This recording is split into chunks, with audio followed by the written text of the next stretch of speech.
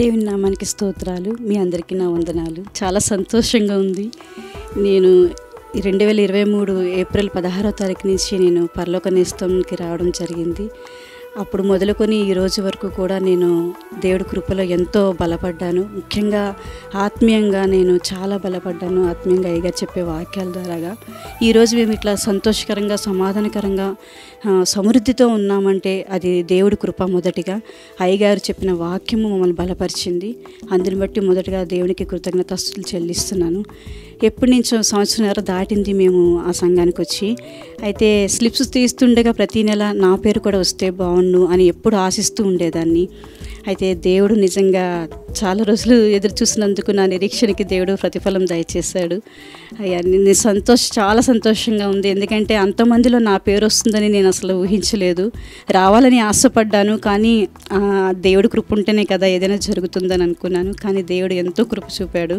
ఆశపడే హృదయాన్ని తృప్తిపరిచే దేవుడు కనుక ఇంత గొప్ప సేవకులు మా ఇంటికి రావడం మా ధన్యత. దేవుడు మాకు ఇచ్చినటువంటి కృప. అందరు బట్టి అయ్యగారికి కృతజ్ఞతలు చెల్లిస్తున్నాం మా ఇంటికి వచ్చినందుకు. పరలోక నేస్తంలోకి రాకముందు మా పరిస్థితి చాలా ఘోరంగా ఉండేది. అసలు ఈ రోజు రేపటికి రేపు అన్నట్టుగా ఉండేది మా పరిస్థితి.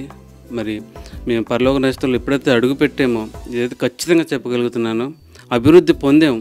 అయ్యగారు చెప్పినట్టుగా వడ్డించేవారు మనవారే అన్నట్టుగా నేను అదే విశ్వాసంగా నమ్మాను.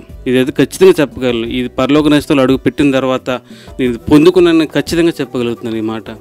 దీన్ని బట్టి దేవునికి కృతజ్ఞతాస్తుతులు చెల్లిస్తున్నాను. అట్లానే యూత్ గురించి కానీ ఫ్యామిలీస్ గురించి కానీ అయ్యగారు చాలా ఆల్రౌండర్గా వాక్యం ఉంటుంది. నేను పర్టికులర్గా యూత్ విషయంలో చాలా ఇన్స్పిరేషన్ తీసుకున్నాను. ఎట్లా బిహేవ్ చేయాలి, ఏంటి, ఒక యవనస్తుడు కానీ ఎట్లా జీవితంలో ఈ లోకాన్ని బయటికి వచ్చి మనం దేవుళ్ళు ఎట్లా బ్రతకాలి, లోకంలో ఎలా పడకుండా మనం విశ్వాసంలో ఎలా స్ట్రాంగ్ ఉండాలని, ముఖ్యంగా విశ్వాసం విషయంలో అయ్యగారు చాలాసార్లు చాలా విషయాలు చెప్పారు. పరిచర్య నిమిత్తం కూడా చాలా బాగా చెప్తున్నారు. ఎలా వాడబడాలి, మనం ఎలా పరిచర్య చేసి కష్టపడి దేవుళ్ళలో మనం ఎదగాలి అనేది చాలా బాగా చెప్తున్నారు. అన్ని విషయాల్లో దేవుడు వాక్యం ఎప్పుడు పడితే అప్పుడు వాక్యం వింటూ ఉంటాను, స్ట్రాంగ్ అవుతూ ఉంటాను. అట్టి రీతిగా నన్ను బలపరిచింది వాక్యం అయితే. థ్యాంక్ యూ సో మచ్ అయ్యగారు.